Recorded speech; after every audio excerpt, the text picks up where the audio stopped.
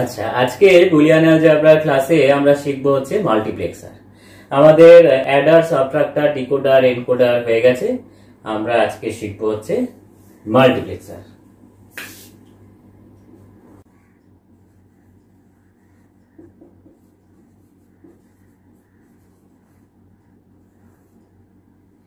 এই মাল্টিপ্লেক্সারকে শর্টে বলা হয় মাক্স। ঠিক আছে। আচ্ছা, মাল্টিপ্লেক্সারে দেখো ব্লক ডায়াগ্রাম যদি আমরা করি, মাল্টিপ্লেক্সারে যদি n সংখ্যক ইনপুট আছে আমি ধরে নিই,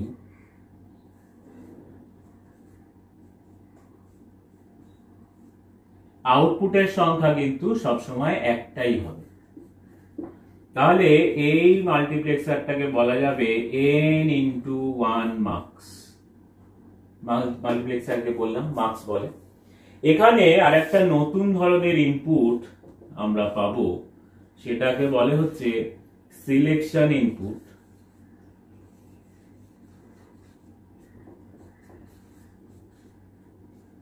বা কন্ট্রোল লাইন। আমি যদি ধরে নিই যে কন্ট্রোল লাইনের সংখ্যাটা হচ্ছে m, তাহলে এই n এর সংখ্যাটা এবং m এর সংখ্যার মধ্যে একটা রিলেশন রয়েছে, সেটা হচ্ছে যে n less or equal to 2 to the power m হবে। তাহলে কি হলো, মাল্টিপ্লেক্সারে n সংখ্যক ইনপুট থাকলেও আউটপুট থাকবে সবসময় একটা। তাই জন্য দেখো এটাকে বলা হয় মাল্টিপ্লেক্সারকে মেনি টু ওয়ান সার্কিট। কি বলা হয়? মেনি টু ওয়ান সার্কিট, মানে অনেকগুলো ইনপুট থেকে একটা আউটপুটে যাচ্ছে। যে বললাম যে আরেকটা নতুন ধরনের ইনপুট আমরা, যেটা ডিকোডার, এনকোডার বা অ্যাডার, সাবট্রাক্টরের ক্ষেত্রে তো পাইনি, ডিকোডার এনকোডারের ক্ষেত্রেও ছিল না, সেটা হচ্ছে সিলেকশন ইনপুট বা কন্ট্রোল লাইন। এটার সংখ্যা যদি m হয়, তাহলে n এর মান সবসময় 2 টু দি পাওয়ার m এর সমান হবে বা ছোট হবে। n এর মান 2 টু দি পাওয়ার m এর সমান হবে বা ছোট হবে। তার মানে দেখো, আমি যদি এখানে করি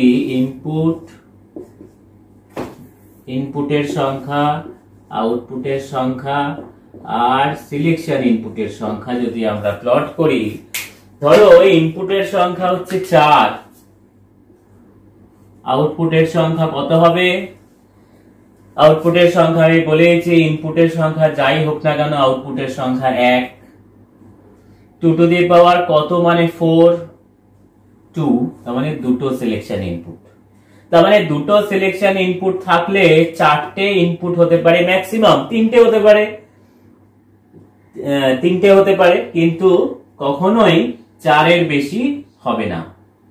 ধরো ইনপুটের সংখ্যা হচ্ছে 8টা, আউটপুট সংখ্যা সেই একটা, 2 টু দি পাওয়ার কত মানে 3, তার মানে 3টে সিলেকশন ইনপুট থাকবে। আবার এরকম ভাবেও বলা যায় যে 3টে সিলেকশন ইনপুট থাকলে ম্যাক্সিমাম ইনপুট হতে পারে 8টা, এর কম হতে পারে 7, 6, 5 হতে পারে।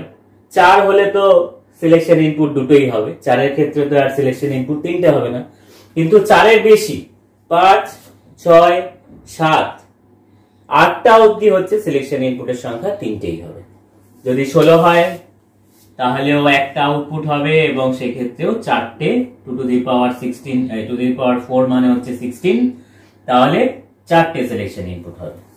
ঠিক আছে, এটা আর একবার বলে দিই যে n সংখ্যক ইনপুট থাকলেও একটাই আউটপুট হচ্ছে, তাই জন্য এটাকে মেনি টু ওয়ান সার্কিট বলা হয়। এবং এখানে যে সিলেকশন ইনপুটের সংখ্যাটা যদি m ধরে নিই আমি, তাহলে n মানে ইনপুটের সংখ্যাটা সব সময় less or equal to 2 to the power m হবে। ঠিক আছে, এটা হচ্ছে ইনপুট আউটপুটের সংখ্যা।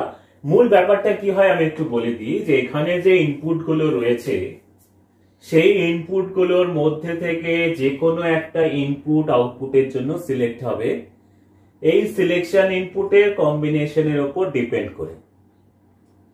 ঠিক আছে, তাহলে কি বললাম, যে এখানে যে ইনপুট গুলো রয়েছে সেই ইনপুট গুলোর মধ্যে যে কোনো একটা ইনপুট আউটপুটের জন্য সিলেক্ট হবে, কার উপর ডিপেন্ড করে, না সিলেকশন ইনপুটের কম্বিনেশনের উপর ডিপেন্ড করে। ঠিক আছে, এই জন্য অনেকগুলো ডেটার মধ্যে থেকে একটা ডেটা আউটপুটের জন্য সিলেক্ট হয় বলে মাল্টিপ্লেক্সারকে বলা হয় ডেটা সিলেক্টর সার্কিট। তার মানে মাল্টিপ্লেক্সার হলো data selector.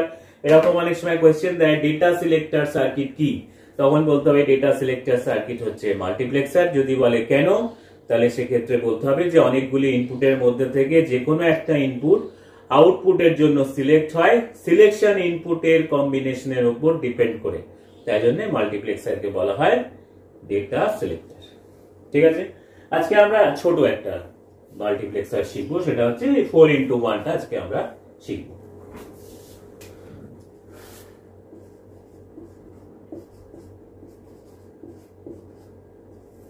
Four into one marks, তার মানে হচ্ছে যেখানে চারটে ইনপুট রয়েছে,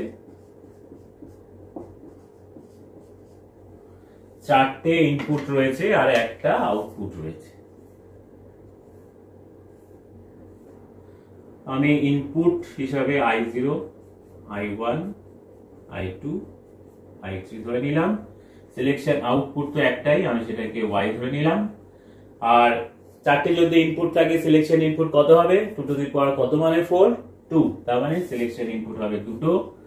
এটা হচ্ছে s1 বললাম, যেহেতু সিলেকশনের s1 আর s0 দুটো সিলেকশন ইনপুট ধরলাম। এবারে দেখো, যদি আমরা ট্রুথ টেবিল করি, তার মানে কি হচ্ছে যে এর কম্বিনেশনের উপর ডিপেন্ড করে এখানকার ইনপুটের মধ্যে থেকে, এই যে চারটে ইনপুটের মধ্যে যে কোনো একটা ইনপুট আউটপুটের জন্য সিলেক্ট হবে। তো আমরা আগে ট্রুথ টেবিলটা করি।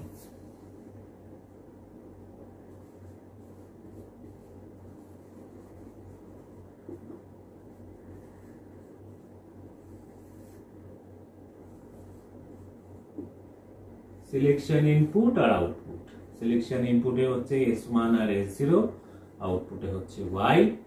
s1 আর s0 দুটো ভেরিয়েবল মানে কম্বিনেশন কতগুলো হবে, চারটে। তাহলে 0 0 0 1 1 0 1 1, এই চারটে।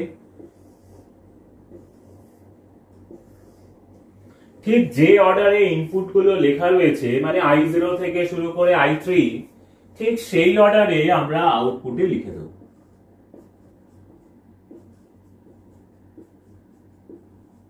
এখন স্বাভাবিকভাবে প্রশ্ন তোমাদের মনে, যে কেন এই অর্ডারে লিখবো, কেন এই আমরা তো উল্টো অর্ডারেও লিখতে পারতাম, বা ধরো একটু উল্টো পাল্টা করে লিখতে পারতাম, সবসময় i0 আগে হবে i3 শেষে হবে, এরকম কেন? এটা আমরা বুঝতে পারবো যখন আমরা এটা সার্কিটটা এঁকে যখন আমরা প্লট করব, তখন ঠিক আমরা এই ট্রুথ টেবিলটাকে জাস্টিফাই করতে পারবো যে কেন i0 থেকে i3 আসবে।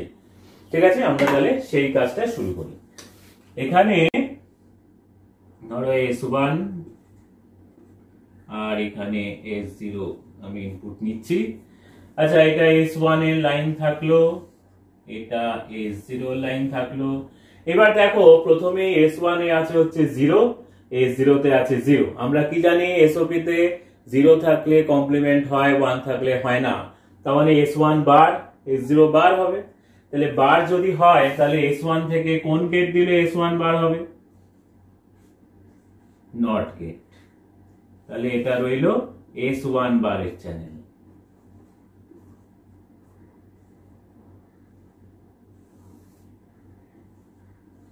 এটা হচ্ছে s0 বারের চ্যানেল।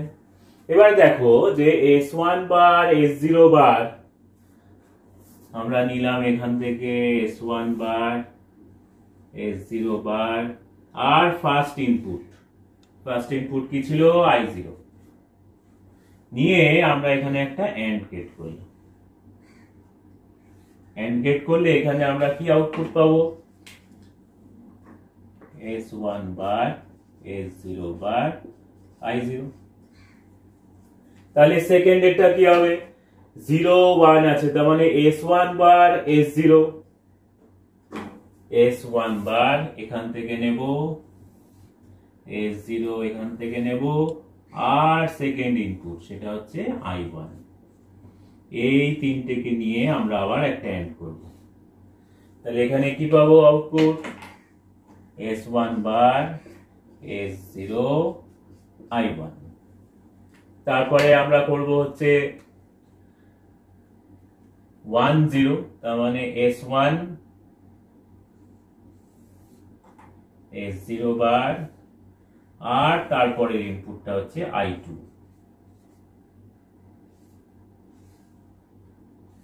তাহলে এটা হয়ে গেল S1, সরি দিয়ে লিখেছিলাম, তাহলে এটা হয়ে গেল S1 S0 বার I2, আর লাস্টেরটা হচ্ছে 1 1 আছে, তার মানে S1 S0, আর লাস্টের ইনপুটটা হচ্ছে I3। এই তিনটেকে নিয়ে আবার একটা এন্ড করে দিলাম।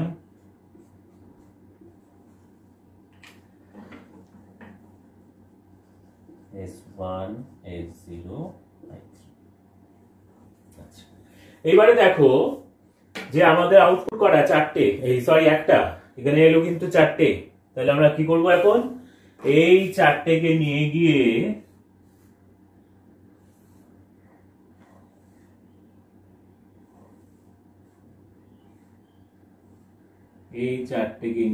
একটা OR গেটে দিয়ে দেব। তাহলে এখানে আমরা পাবো হচ্ছে Y। ঠিক আছে, এবারে খুব মাইনিউটলি দেখো। আচ্ছা, এটা বলার আগে আমি আরেকবার তাহলে একটু বলে দিই যে এখানে 0 থাকলে কমপ্লিমেন্ট হবে, 1 থাকলে হবে না। সেই সূত্র ধরে S1 বার S0 বার এবং প্রথম যে ইনপুট I0 নিয়ে আমরা এখানে ফার্স্ট এন্ড গেটে ইনপুট দিয়েছি। সেকেন্ড এর ক্ষেত্রে হচ্ছে সেকেন্ড যে ইনপুট S1 বার S0 এবং I1 নিয়ে ইনপুট দিয়েছি। এরকম করে বাকি চারটেই হয়েছে। এবার কেন এটা হবে সেটা বোঝানোর জন্য আমি ধরো মাঝখান থেকে একটা স্টেট আমি তোমাদের দেখাচ্ছি। ধরো এই 1 0, তার মানে দেখো S1 এ 1 আছে, আমি এখানে লিখলাম, S0 তে 0 আছে, সেটাও লিখলাম। এইবার S1 এ 1 আছে মানে S1 বারটা হচ্ছে S1 এর উল্টো, তার মানে S1 বার হয়ে যাবে 0, আর S0 তে 0 আছে মানে S0 বার হয়ে যাবে 1।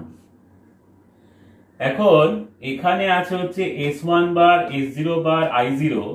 তুমি দেখো S1 বারে আছে 0, এটা যেহেতু অ্যান্ড গেটে সবকটা ইনপুট 1 হলে আউটপুট 1 হয়, বা এভাবেও বলা যায় যে একটা ইনপুট 0 হয়ে গেলেই আউটপুট 0। তাহলে এখানে S1 বার 0 মানে এটা অবশ্যই 0 হবে, যেহেতু একটা ইনপুট 0 পেয়ে যাচ্ছে।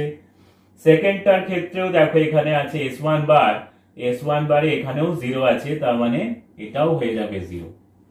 তারপরেরটাতে আছে S1 S0 বার I2, S1 এ আছে 1, S0 বারে আছে 1, তার মানে আউটপুটটা একমাত্র ডিপেন্ড করবে I2 এর উপরে।